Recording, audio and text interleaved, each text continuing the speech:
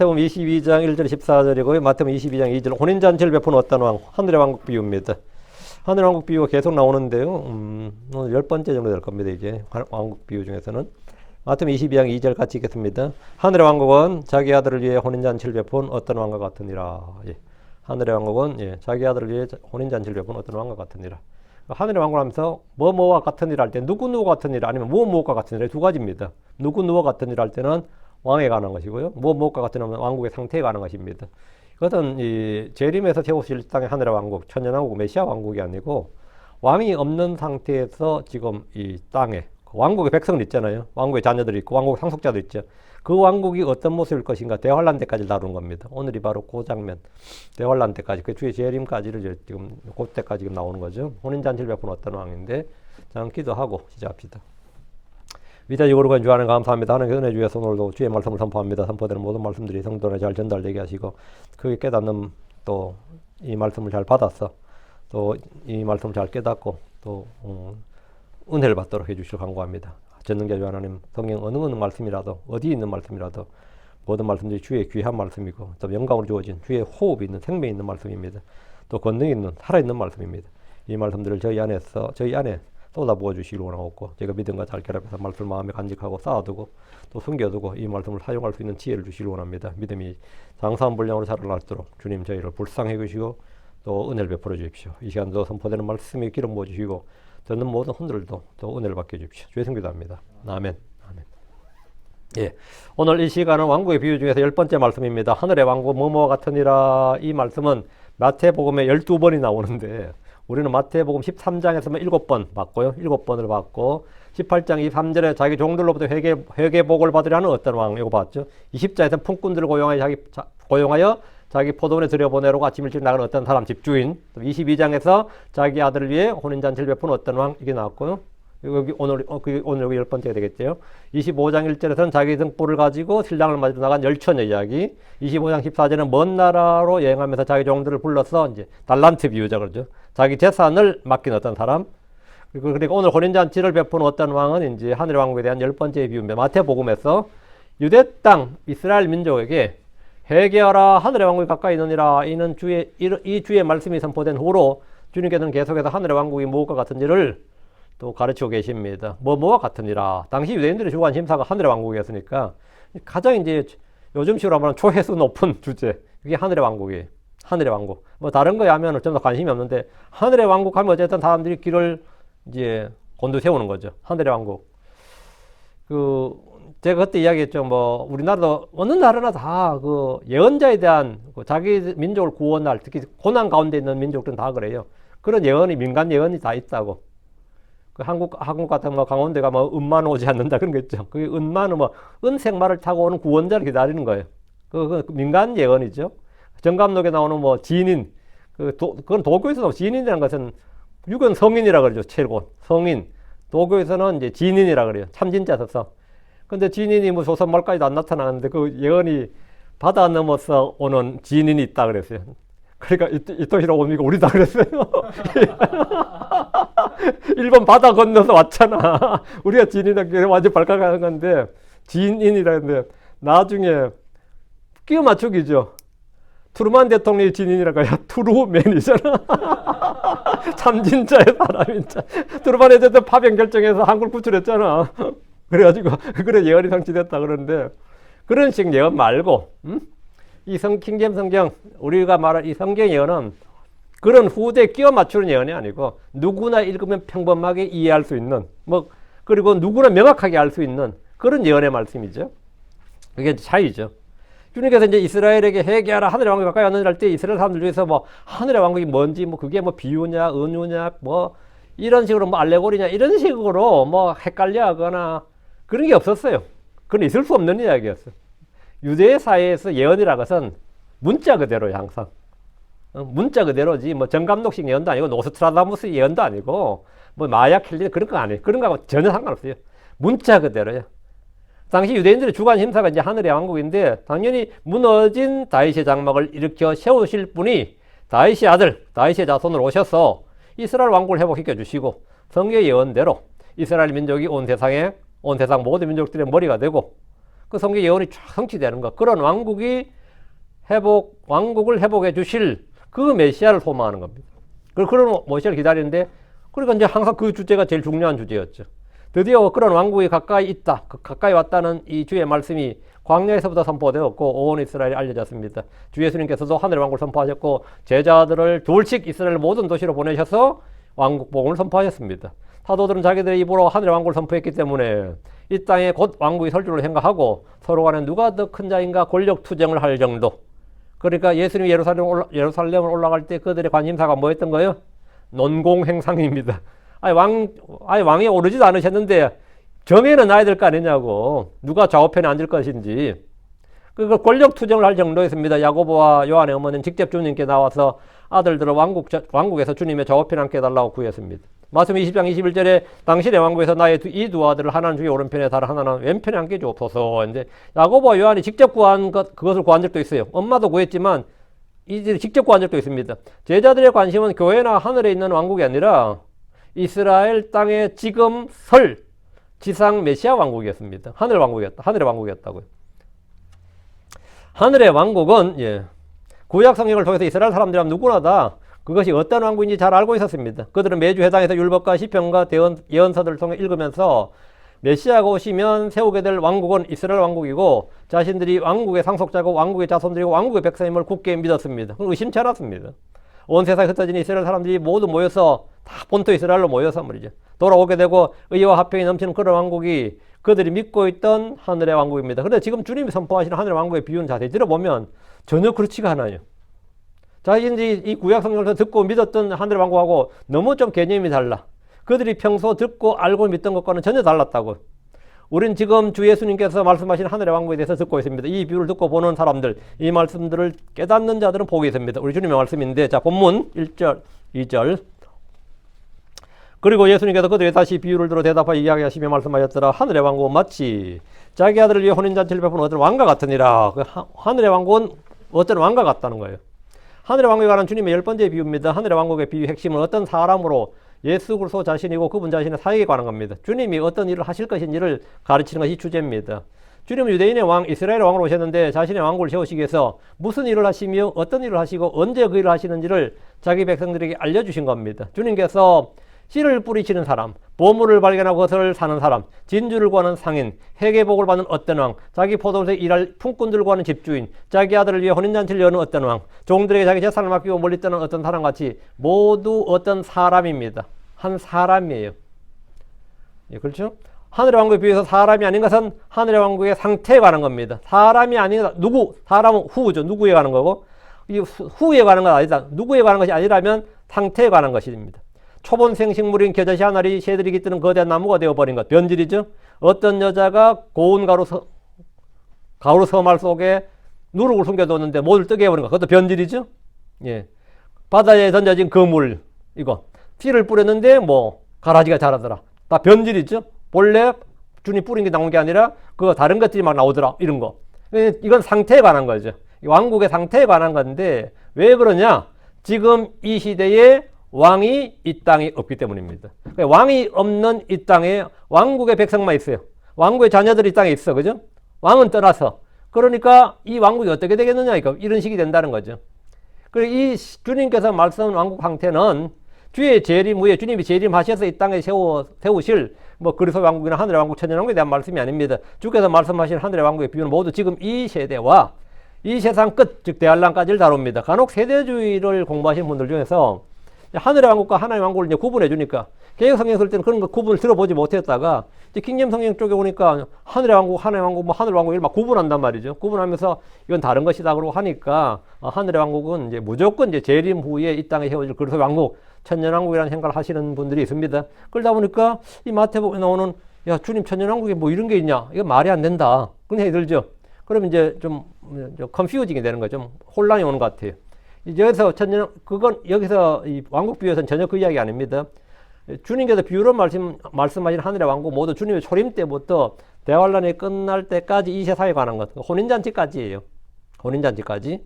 왕국의 비유에서 어떤 왕국도 하늘의 왕국은 결코 에덴의 동산 같지 않고 의와 화평이 넘치거나 주의 영광이 넘치거나 주를 아는 지식이 넘치거나 그런 왕국이 아닙니다. 전혀 아닙니다. 이 땅에서 선포되는 하늘의 왕국은 마귀들을 예표하는 새들이 즉시 와서 하나님의 말씀의 씨앗을 뺏어가고 마귀가 와서 가라지를 뿌려버리고, 그렇죠? 주님이 오실 때까지 이 땅에서 함께 자랍니다. 땅에 심겨진 초본성 식물인 겨자씨는 뿌리를 내려 거대한 나무가 되고 온갖 새들의 거처가 되고, 하늘의 왕국은 가로성말 속에 들어간 누룩과 같이 모든 걸 뜨게 하고 좋은 고기와 나쁜 고기들이 함께 그물 속에 있습니다. 왕국의 비유에 관한 이런 말씀을 보면 그 속에는 무엇 하나 긍정적인 것이 별로 없습니다. 주님께서 말씀한 하늘의 왕국에서 긍정적인 것이 별로 없습니다.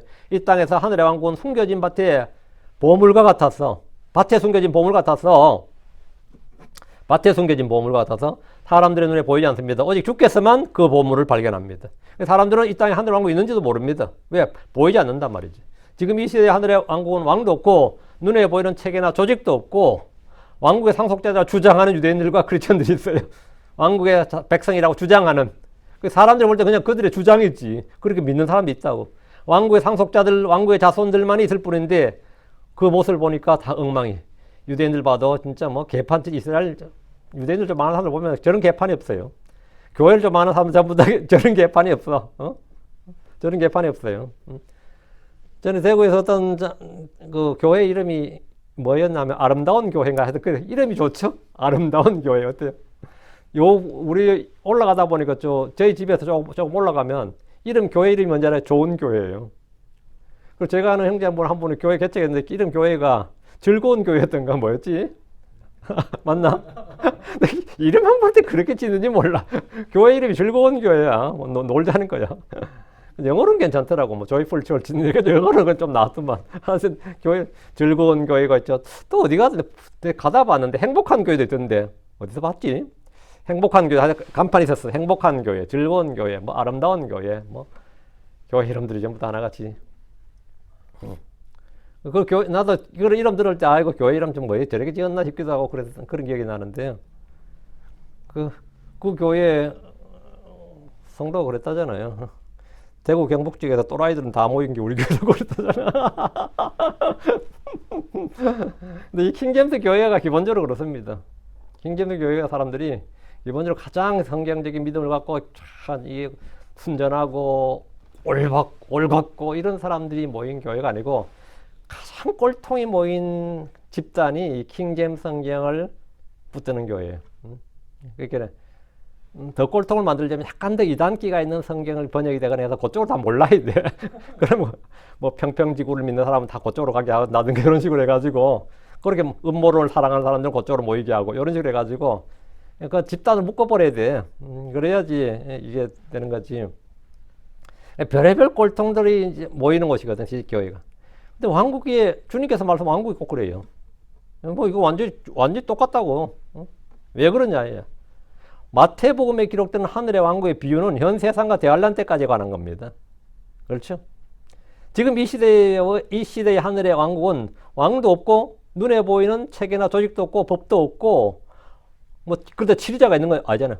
캐톨릭은 그래도 교황이라는 치리자가 있잖아요. 교황 주계의 체계가 있거든요.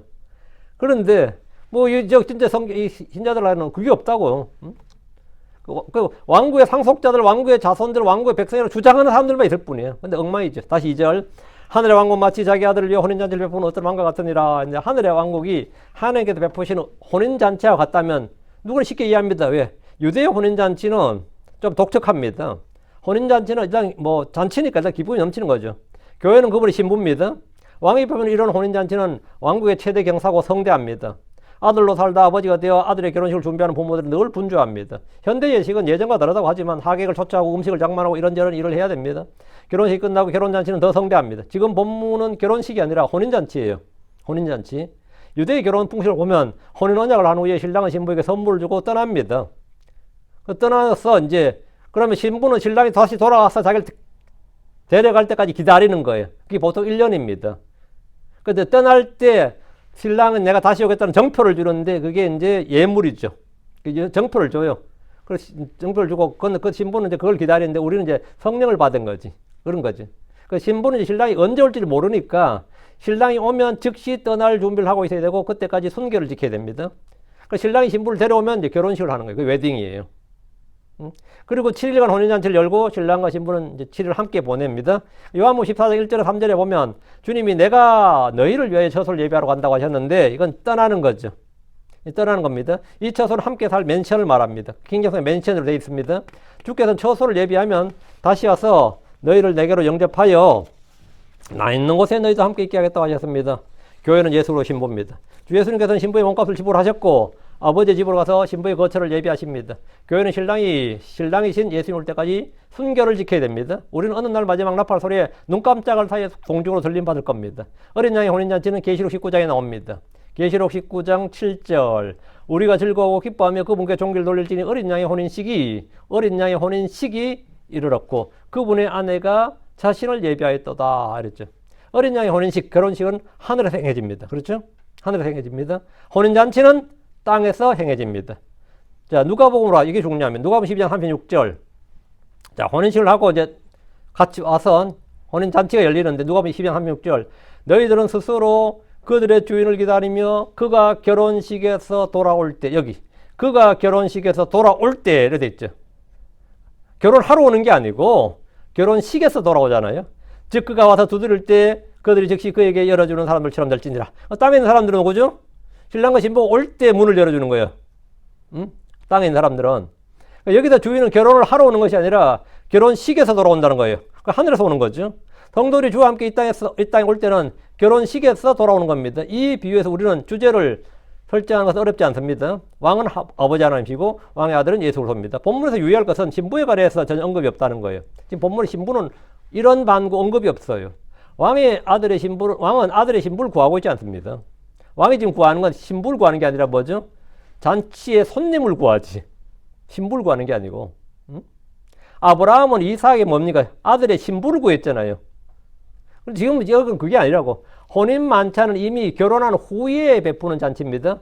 마태복음 25장에, 마태복음 25장에 하겠지만, 처녀들은 혼인식을 마치고 돌아온 신랑을 만나러 나갔어. 뭐하러 나갔다고요? 만나러 나갔어. 신랑을 맞을 때 그들이 신부가 되거나 결혼하기 위해서 신랑을 기다리는 게 아니고, 신랑을 맞으러 나간 열처녀는 신부가 아니라 신부를 맞으러 나간 친구들입니다. 교회는 그분의 신부고요. 하늘의 왕국에 비유해서 신부는 언급 자체가 없습니다. 많은 설교자들이 강단에서 초대받는 손님들을 마치 신랑과 결혼할 신부로 설정을 해서 설교를 하는데 이런 심각한 오류입니다. 혼인 만찬에 참여할 손님들이 신부란 발상 자체가 아주 웃기는 이야기입니다. 손님들은 결혼을 축하하러 가는 사람들이지 누구와 결혼하러 그곳에 가는 사람들이 아닙니다. 열처녀 비유해서 처녀들은 신랑을 만나러 마을 밖으로 나갔지만 결혼하려고 밖으로 나간 것이 아닙니다. 당연한 소리죠. 교회는 한 처녀이지 순결한 한 처녀이지 열 처녀가 될 수가 없습니다. 처녀들이 아니단 말이죠. 손님은 더욱 아닙니다. 왕은 자기 아들을 위해서 혼인잔치를 베풀었는데 이 경사스러운 일에 약간의 문제가 터졌습니다. 3절 이에 그가 자기 종들을 보내 결혼식에 초대받은 자들을 불렀으니 여기 결혼식에 아무나 부른 게 아니에요. 초대받은 자들을 불렀다잖아요. 그들이 오래 하지 아니하였더라. 야, 왕조국가에서 왕이 불렀는데 안 온다. 이거는 완전히 뭐 삼족을 멸할 일이지. 왕이 자기 종들을 보내 결혼잔치에 초대받은 자들을 불렀습니다. 초대받은 자들을. 그런데 그들이 오래 하지 않았다 이거예요.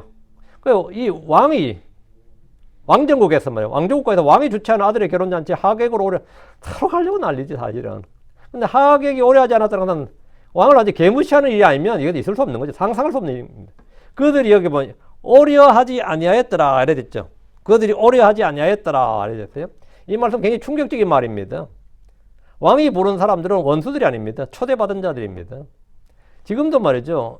대통령제라도 대통령이 미국 같으면 뭐 백악관이나 한국 같으면 뭐 요즘 예단 청와대 요즘 용산이겠죠.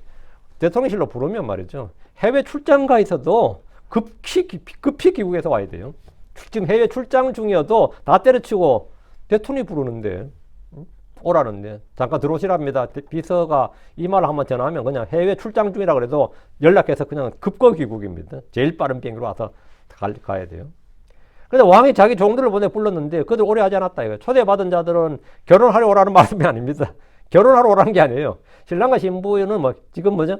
결혼잔치의 주인공은 당연히 신랑과 신부고 복음 전도자들 이 구절을 구원 초청에 많이 사용을 해요. 사실은 선한 의도로 선한 의도 목적으로 이제 이 구절 사용을 하지만 교리적 예언적 적용은 아닙니다. 뭐 그렇게 사용해서 복음 전하고 뭐 구원받으면 제일 좋지만 주님은 자기 종들을 보내 손님들을 불렀지 결코 신부가 될 자들을 부른 것이 아닙니다. 많은 성경 주석가들이 또 설교자들이 초대받은 자들을 그리스도 신부 교회로 설정해서 가르치고 설교하는 것은 이 성경적으로도 그렇고 상식적으로도 이제 말이 되지 않죠. 혼인잔치에 참여하는 자들은 혼인식에서 돌아오는 신랑을 기다립니다. 등기가 말하기를 아까 누가복음 12장 36절에 했었죠.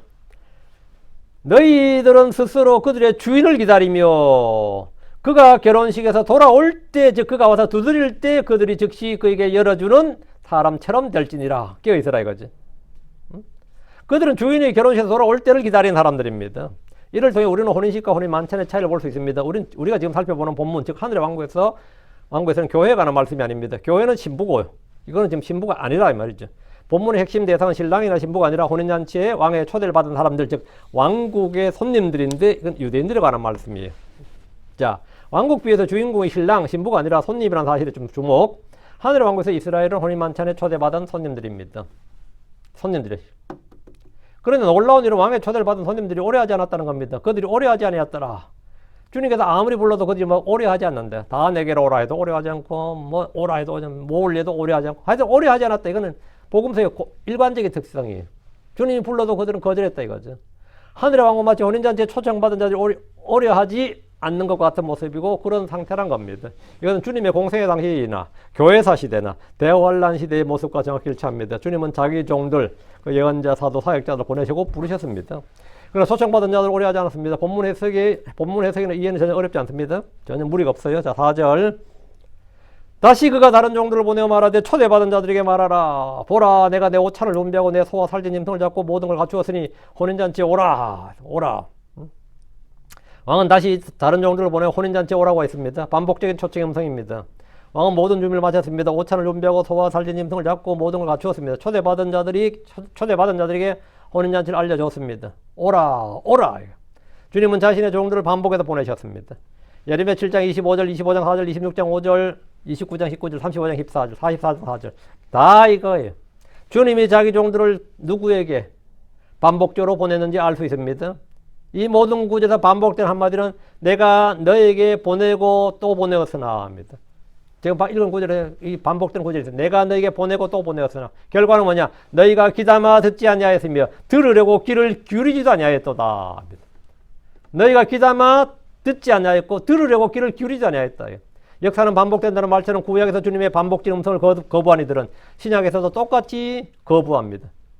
그 재현되는 거죠. 이스라엘이 왕의 초청을 거부한 것은 불가항력적인 일이 있었기 때문에 의지적으로 불가항력적인 것 때문에 어쩔 수 없이 거절한 것이 아니라 의지적으로 거부한 겁니다. 그들이 싫다잖아요. 오기 싫다잖아요. 그래서 예수님께 오래 하지 않았고 오기 싫다 이거예요. 그들은 혼인잔치가 있다는 소식조차 듣지 못한 사람들이 아닙니다. 그들은 오래전에 이미 왕이 자기 아들을 위해 베푸는 혼인잔치가 있다는 사실을 알고 들었고 주님은 계속해서 보냈습니다. 침례 요한을 보냈고 주님께서 친히 선포하셨고 자기 제자를 보냈고 12제자 보냈고 70인 제자 보냈고 그다음 교회 시대가 됐을 땐 또 보냈고 지금도 Jews for Christ라는 그런 단체들이 있습니다. 유대인들을 크리스천으로 예수님께로 해가지고 그런 단체들도 있고 그런데 모르는 게 아니다 말이야. 계속 주님 보냈다고. 근데 그들이 계속해서 오래 하지 않더라. 거절했더라. 본문에서 왕이 자기 아들을 위해 준비한 혼인잔치에 초대받은 자들은 왕국의 백성, 왕국의 상속자들, 왕국의 자손들이라 불릴 유대인들입니다. 그들은 선택받은 백성들입니다. 그래서 초대받은 자들이라 그래요. 그래서 혼인잔치에 오는 것을 원치 않았습니다. 그들은 왕이 하는 일에는 언제나 노우였습니다. 언제나 거부했습니다. 그들은 반역하는 백성이고 반역하는 자녀들이고 반역하는 세대였습니다. 모세를 비롯해서 예언자 이사야나 예레미야 등은 이스라엘의 반역하는 기질을 습성에 대해서 말했습니다.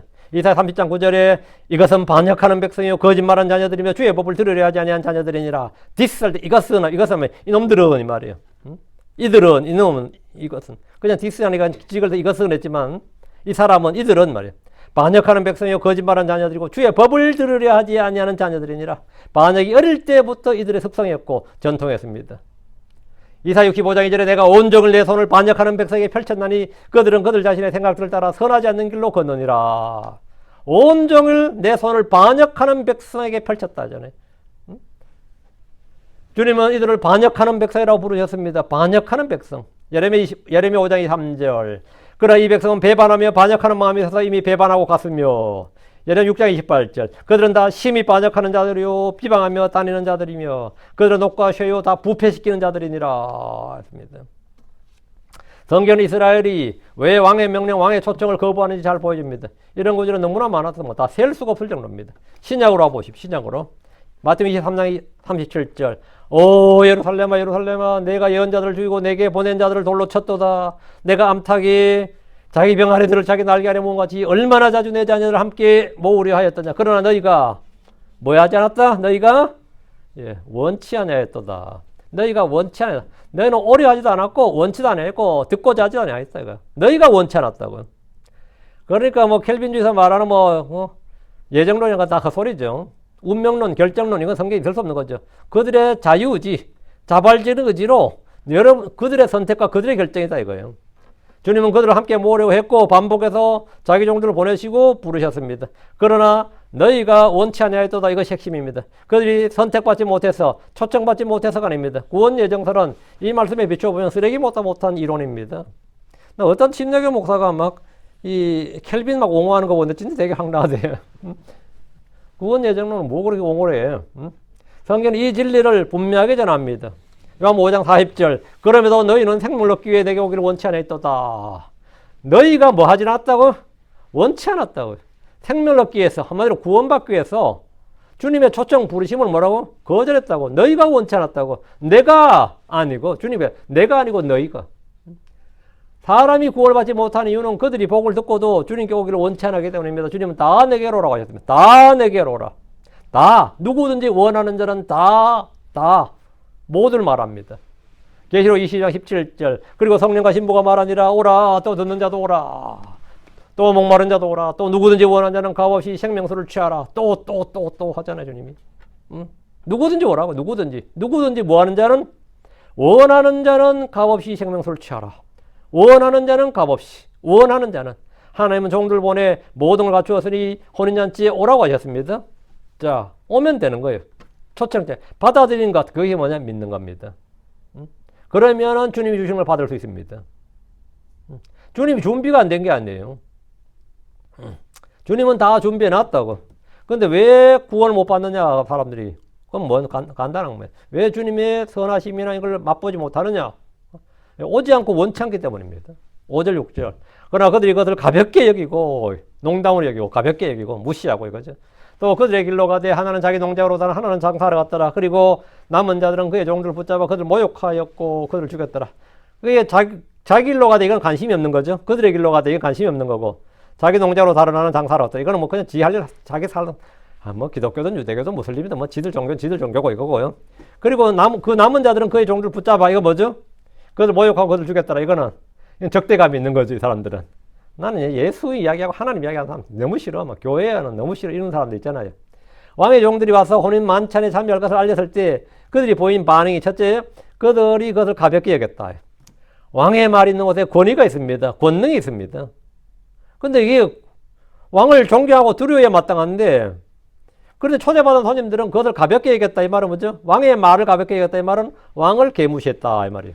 예언자들의 말을 가볍게 여기고 사도들이 전한 주의 말씀을 우습게 여겼습니다. 그들은 각자 자기들의 길로 갔습니다. 하나는 자기 농장으로 가고 단 하나는 장사로 가고 왕의 말씀이나 왕의 명령에 두려워 떠는 이가 아무도 없었습니다. 오늘날 주의 말씀을 없인 여긴 이들, 주의 말씀을 조롱한 이들이 넘칩니다. 그걸 뭐 주의 말씀을 생각 자체를 안 하니까. 그들은 주께서 보낸 종들이 무엇이라고 말해도 농담으로 여기거나 조롱하며 저마다 자기 길로 갑니다. 내일 바쁘니까 내일 회사 가야 되니까 오늘 그만하시죠. 이런 거죠. 이 정도면 또 양반이에요. 이 정도면 뭐든 예의 바른 거예요. 그 정도가.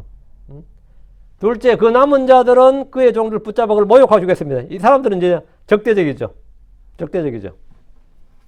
왕의 초청을 거부하는 정도가 아니라 왕을 상대로 반역을 삼은 겁니다. 하늘의 왕국은 가까이 있고 완벽히 준비되었습니다. 그러나 왕국에 초대받은 사람들은 오히려 오래 하지 않았고 왕의 말을 가볍게 여기고 왕의 말씀을 전한 자들 모욕하고 죽였습니다. 침례 요한은 헤롯에게 목뱅을 당해 죽었습니다. 야고보는 헤롯에게 죽었는데 유대인들이 그것을 기뻐하자 베드로까지 잡아서 재판에 넘겼습니다. 그리고 곧 죽이겠다고 이렇게. 이 명절 끝나면 죽이겠다고. 왕은 혼인잔치에 필요한 모든 걸 갖추었지만 손님 오지 않았고 손님을 부르러 간 종들은 죽임을 당했습니다. 이 일은 교회사 2000년을 관통하는 진리고 대환란 때는 절정을 이룰 겁니다. 다 잡아 죽이는 거지. 그 대환란 때 수많은 주의 종들이 왕국의 복을 전하다가 목배임을 당할 겁니다. 7절입니다. 그러나 왕이 그것을 들었을 때 그가 진노했더라. 그리고 그는 자기 군대들을 보내어 그 살인한 자들을 멸하였고 그들의 도시를 불태웠더라. 주님의 심판입니다. 왕이 경로에서 자기 군대를 보냈다잖아요.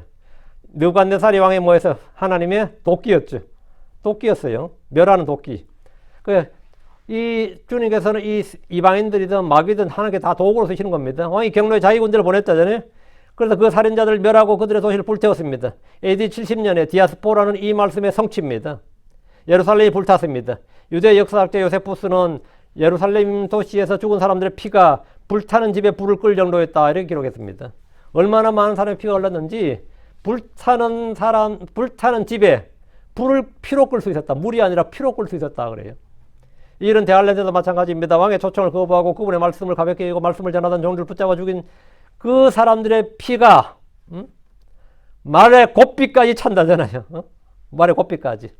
주님은 철저하게 갚아주십니다. 왕의 명령을 거부한 유대인들은 왕국의 상속자, 왕국의 자손들로서 정작 하늘의 왕국은 고사하고 그나마 살고 있던 땅과 터전과 가족들까지 모두 잃어버린 채 온 세상으로 흩어져서 이방 민족들에게 철저히 짓밟히고 말았습니다.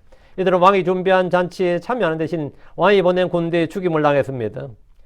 빛을 거부하면 번개가 되어 돌아온다는 말처럼 이들은 혼인 만찬에서 포도즙을 마시는 게 아니라 자신들의 피를 뿌려야 했습니다. 예언대로 이 구절은 대환란에 적용됩니다. 야곱의 고난이라고 불리는 때에 왕의 초청을 거부한 이스라엘은 왕의 진노를 받아 멸망합니다. 8절 그 뒤에 그가 그의 종들에게 말하니라 결혼식은 준비되어 있으나 초대받은 자들이 합당하지 아니하도다. 비유의 대상은 신랑이나 신부가 아니라 초대받은 자들, 즉 이스라엘입니다. 이 비유를 예수님과 교회에 적용하려면 좀 엉망이 될 겁니다. 결혼식은 준비되어 있지만 혼인잔치는 준비되어 있지만 말이에요. 초대받은 자들이 합당하지 않다. 예수님의 초림은 신랑이 오신 사건입니다. 그렇죠? 마태복음 9장 15절, 요한복음 3장 29절. 이에 예수님께서 그들이 말씀하셨더라. 신랑은 혼인방 아이들과 함께 있을 동안에 그들이 예고할 수 있겠느냐. 그러나 그 날들이 이르러 그들이 신랑을 빼앗기니 그때는 그들이 금지할 것이니라. 예수님이 신랑이다 이거죠.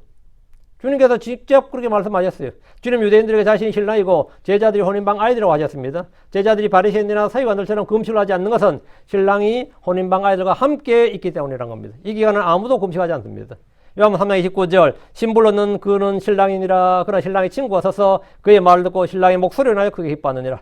그러고 내게는 이 기쁨이 충만하니라. 침례자 요한이 자신이 신랑의 친구라고 그랬죠. 그 침례 요한이 예수님을 걸어 신랑이고 자신은 신랑의 친구라고 말합니다. 초림 때 입장에서 예수님은 신불로는 신랑입니다. 예수님은 신랑으로서 자신의 죽음을 통해서 자기 몸에서 신부를 취하십니다. 첫사람 아담이 자기 몸에서 나온 신부를 얻어야 되는 것처럼 그래서 자기 아내를 자기 몸에서 취하는 거죠. 첫사람 아담의 몸에서 아내를 취하듯이 마지막 아담, 둘째 사람, 마지막 아담이신 예수님은 자신의 몸에서 아내를 얻습니다. 교회는 그분의 몸이요 우리는 그분의 살과 뼈들에 속한 지체들입니다. 여러분 결혼은 준비되어 있으나 이 말씀은 이미 교회를 얻은 시점을 말하고 있습니다. 결혼식은 벌써 준비가 완료되었습니다. 결혼식은 준비되어 있다. 웨딩이잖아요. 문제는 초대받은 자들이 합당하지 않다는 겁니다. 그들은 아무도 오래 하지 않았고 주께서 보낸 종들마저 죽여버렸기 때문입니다. 하늘의 왕국에 합당한 자들은 회개하고 회심한 자들입니다. 자기를 낮추고 자기 십자가를 지고 주님을 따른 자들입니다. 의를 행하고 의로 인하여 박해를 받는 자들입니다. 온유한 자는 땅을 상속받습니다. 하늘의 왕국은 영이 가난한 자들일 것입니다. 초대받은 자들은 이와는 너무나 거리가 멀었습니다. 자, 9절 10절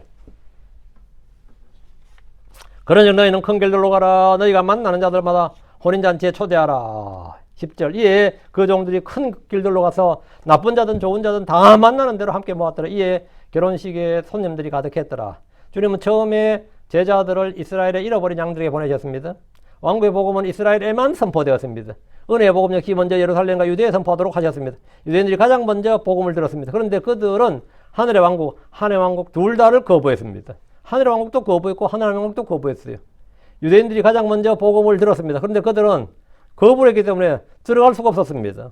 이제 주님은 종들에게 너희는 큰 길로 나가서 만나는 자들을 다 혼인잔치에 초대하라 이렇게 명하셨는데 이 말씀은 땅끝까지 이르러 온 세상에 나가서 모든 민족들에게 온 세상의 모든 창조물에게 복음을 선포하라는 말씀에 잘 드러났습니다. 다 초대하라. 다 초대하라. 종들이 큰 길로 가서 나쁜 자든 좋은 자든 다 만난 대로 함께 모아왔습니다. 혼인잔치에 모인 사람들 중에는 좋은 자 나쁜 자들이 다 있습니다. 하늘의 왕국의 비유에는 알곡과 가라지가 있고 좋은 곡에 나쁜 곡이 있고 좋은 자와 나쁜 자가 함께 있습니다. 이 구절은 왕이 베푸는 혼인잔치가 저 하늘에서 열리는 것이 아니라 이 땅에서 열리는 이 땅의 모습, 이 땅의 상태를 보여주는 겁니다. 이 땅의 왕국의 백성들의 상태를 보여주는 거예요. 이 땅의 지역교회들도 이런 모습 똑같은 왕국의 백성들 다 이 모양이죠. 11절 12절 그리고 왕이 손님들을 보러 들어왔을 때 그가 결혼식 예복을 입지 않은 한 사람을 거기서 보았더라. 그리고 그가 그에게 말하기를 친구여 어떻게 내가 결혼식 예복을 입지 않고 여기에 들어왔느냐. 그리고 그가 아무 말도 못하더라. 왕의 혼인잔치에 들어온 손님들은 아무나 데려왔습니다. 손님들 중에는 결혼식 예복을 입지 않은 사람들도 있었습니다. 왕은 그에게 친구여 어떻게 내가 결혼식 예복을 입지 않고 여기 들어왔느냐 하는데 왕의 혼인잔치에 초대받은 손님들은 모두 왕이 지급하는 예복을 입어야 됩니다. 왕국에 들어올 때는 왕이 지급하는 예복이 있습니다. 예복은 뭐냐? 의를 말합니다. 성도들의 의가 예복이에요. 성경에서 옷은 의를 예표하는데 우리의 의는 다 뭐다? 누더기 같다. 우리의 의는 다 누더기 같다. 그렇다면 우리의 의가 누더기 같으면 우리는 옷을 벗어버려야 되고 주님이 주시는 옷을 입어야 되죠. 결혼식 예복은 하나님의 그리스도로 옷 입는 것, 태사를 입는 겁니다. 이것은 믿는 자들에게 값없이 주어지는 선물입니다. 왕은 손님들에게 분명히 예복을 다 지급했습니다. 계시록 6장 11절, 7장 9절. 계시록 6장 11절. 그리고 흰 예복들이 그들 각각에게 주어졌다. 여기 흰 예복들이 그들 각각에게 주어졌더라. 주어졌더라 이 말은 뭐죠? 줬다는 거죠. 지급했다는 거예요. 또 그들이 말씀하였더라. 그들이 아직 조금 더 안식해야 하니 그들의 동료 종들과 형제들도 그들처럼 죽임을 당해 채워질 때까지라 했는데 줬다 이거야. 그분께서 그들에게 각각 모두에게 말이에요. 흰 예복을 주었습니다. 자, 7장 9절로 갑니다. 2일 뒤에 내가 보았더니 보라 또 보라 아무도 등이 셀 수 없는 큰 무리야 모든 민족들과 족속과 백성과 언어들에서 나와 왕자거린 양 앞에 서서 흰 예복을 입고 흰 예복을 입고 이게 지금 말하는 바로 이거예요. 흰 예복을 입고 그들의 손에 종려나무 가지들이 있더라. 그 대환란에 나온 성도들이 모두 주님이 지급해준 흰 예복을 입고 있습니다. 왕 그에게 어떻게 내가 결혼식 예복을 입지 않고 여기 들어왔느냐 했죠. 입지 않고 이 말은 뭐죠? 뭔가 잘못된 거죠. 입고 와야 되는데 왜 지급했다잖아요. 그 사이 아무 말도 못했습니다. 그는 몰래 숨어 들어온 겁니까? 어떻게 된 거예요? 아니면 처음부터 아예 옷을 지급받지 못한 겁니까? 그는 아무 말도 하지 못했다 이거. 잘못은 왕이나 종들에게 있는 것이 아니라 자신에게 있었습니다.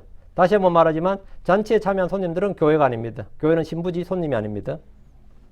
13절 그때 왕이 종들에게 말하였더라. 그의 손발을 묶고 그를 내버리되 그를 바깥 어둠 속으로 던지라. 거기는 울음과 이를 갈미으리라. 대환란이 끝나는 시점이죠. 세상 끝에 있을 일입니다. 주님은 알곡과 가라지를 분리합니다. 양들과 염소를 분리합니다. 좋은 고기, 나쁜 고기를 분리하죠. 분리합니다. 예복을 입지 않는 사람을 입은 사람과 분리합니다. 분리가 일어난다. 이미 다른 비유에서 충분히 말씀해 주셨던 내용입니다. 왕은 그의 손발을 묶고 그를 데려다가 바깥 어둠에 던지라고 하셨는데 이 구절은 마태복음 8장 12절, 25장 30절을 통해서 정확히 이해할 수 있습니다. 마태복음 8장 12절 그러나 왕국의 자녀들은 바깥 어둠 속으로 쫓겨날 것이요 거기서 슬피 울며 이를 갈미으리라. 왕국의 자녀들이 바깥 어둠 속으로. 그리고 왕국의 자녀들이 누군데? 왕국 상속자들이 누군데? 예, 유대인들이잖아요. 왕국의 자녀들이 바깥 어둠 속으로 쫓겨난다 이거예요. 왕국의 자녀들은 육신적, 혈통적 유대인들입니다. 그들은 왕국 복음을 거절하고 왕국의 사역자들을 모욕하고 붙잡아 죽임으로써 바깥 어둠 속으로 쫓겨날 겁니다. 그들은 왕이 준 예복인 예수를 입지 않았습니다. 믿음의 의도 받지 않았고 행위의 의도 당연히 안 받았습니다. 어떤 의도 안 받았어요? 그들은 바깥 어둠 속으로 쫓겨납니다. 마태복음 25장 30절 그리고 너희는 그 무익한 종을 바깥 어둠 속에 내던지라. 거기서 슬피 울며 이를 갈미으리라. 여기 나오죠. 같은 표현이죠. 바깥 어둠 속으로 무익하고 악한 종 바깥 어둠 속으로 거기서 슬피 울며 이를 갈미으리라. 자, 지옥에서도 이들은 회개하지 않습니다. 이를 갈지.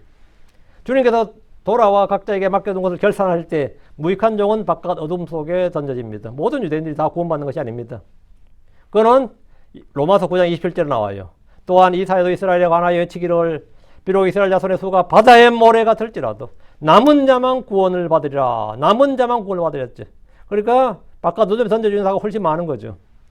성경에 말한 왕국의 자손들, 무익한 종, 옷을 입지 않는 손님, 열매 맺지 못하는 나무, 뭐 다 같은 겁니다. 모두 이스라엘에 관련된 말씀인데 이런 구절은 이제 교회 크리스천들, 오늘 우리의 크리스천들에게 적용하는 것은 이제 교리적으로는 좀 오류죠. 우리한테 적용하면 안 되고 크리스천들이 구원을 잃어버릴 수 있다는 식의 설교나 가르침은 이 말씀에 맞춰서 이제 많이 하지만 이 말씀의 그 대상이 아니면 또 이 세대가 이 오늘날 크리스천들 그리스도 안에 있는 우리하고 맞지 않다는 겁니다. 그러면 뭐 이제 이건 교리적 문제는 간단하게 해결되고요. 이 14절 이는 부름받은 자는 많으나 택함받은 자는 거의 없기 때문이라. 이것도 a few가 아니라 few입니다. a few는 조금 있는, 조금 적다는 뜻이고 few는 거의 없다는 말이고요. 택함받은 자는 거의 없기 때문이라. 부름받은 자는 많습니다. 그러나 택함받은 자는 거의 없습니다. 택함받았다. 택함받는다는 건 뭐예요? 그 구원 예정처럼 택함받는 게 아니라는 거죠. 주님의 말씀을 받아들여야 뭐죠? 오라고 할 때 초청 응해야 그게 택함받은 자예요. 주님께서 모두를 불렀어요. 그래서 불러서 내가 예스 하면 뭐가 되는 거죠? 택함받은 거죠. 크리스천들은 예수님께 당연히 우리는 부름받았어. 부름받아서 예스, 예수를 받아들였어. 택함받은 자가 된 거죠. 부름받고 응답한 사람이 택함받은 자예요. 이 구절은 이제 19장 3절, 20장 16절에 반복되는데 이스라엘 사람들은 자신들이 모두 100% 택함받은 백성이라고 여겼지만 성경은 주님은 그렇게 말씀하지 않습니다. 택함받은 자는 거의 없다 이렇게 말씀하셨습니다. 왜 거의 없다고 말씀하신 거예요? 너희는 나를 받아들인 자가 거의 없다 이 말입니다. 왕국의 복을 믿지 않는 자나 무익한 종이나 의의 옷을 입지 않는 자 끝까지 견디지 않는 자는 택함받은 자가 아니다 이렇게. 부름받은 건 맞는데 너희는 그 부름을 거절한 자들이다. 부름을 거절한 자는 뭐다? 택함받은 자가 아니다. 부름을 내가 받아들인 자는 뭐가 된다? 그건 구원받은 자죠. 구원받은 자가 택함받은 자예요. 이제 여기서 그러면 이제 논리적이 아니라 뭐 따지기 좋아하는 사람도 있던데 크리스천들은 그러면 예정된 자 아닌가? 택함받은 자. 복음을 받은 사람들은 다 뭐냐? 택함받은 자예요. 우리는 전부 다 선택받은 자들이라고. 주님께서 우리를 택하셨다고. 주님 우리를 부르셨고 우리를 택하셨습니다. 택하셨기 때문에 우리가 구원받은 게 아니라 구원받았기 때문에 택함받은 사람들입니다. 예. 그 순서가 그렇다고요. 순서가 항상 이 말씀을 정확하게 이해하시기 바랍니다. 자, 말씀을 오늘 여기까지 그리고 내일 계속 다루도록 하겠습니다. 오늘 말씀 요만큼 전하도록 하고 이제 뭐 왕국 비유는 이제 뭐 하도 많이 해가지고 이제 내용 자체가 전부 다 일관적으로 줄을 깨일 겁니다. 한 10번째 했으니까 다 이 비유 대상만 다를 뿐이지 전부 다 같은 말씀이라는 것을 쉽게 알 수 있죠. 네, 기도합시다. 위대적으로 권유하는 감사합니다. 하나님께서 해주셔서 오늘 주의 말씀을 선포했습니다. 선포된 모든 말씀들이 성도들에게 잘 전달되게 하시고 또 하면 잘 깨우치도록 해주시기 원합니다. 전능자 주 하나님 저희를 주님께서 부르셔서 또 택하시고 하나님의 자녀를 입양하시고 또 아버지는 하나님의 권능으로 또 옷 입혀주시고 예수 그리스도로 옷 입혀주고 새 사람을 입게 해주셔서 감사합니다. 제가 그래서 예수를 향해서 새로운 창조물 새 사람이 되었는데 아버지는 저희가 참 하나님의 신성한 권능과 신성한 본성에 참여한 자들로서 또 우리 주 예수 그리스도를 드러낼 수 있는 그분의 형상, 그분의 모양 그대로 정말 그분의 그 성품과 그것을 열매로 다 드러낼 수 있도록 해주시옵소서.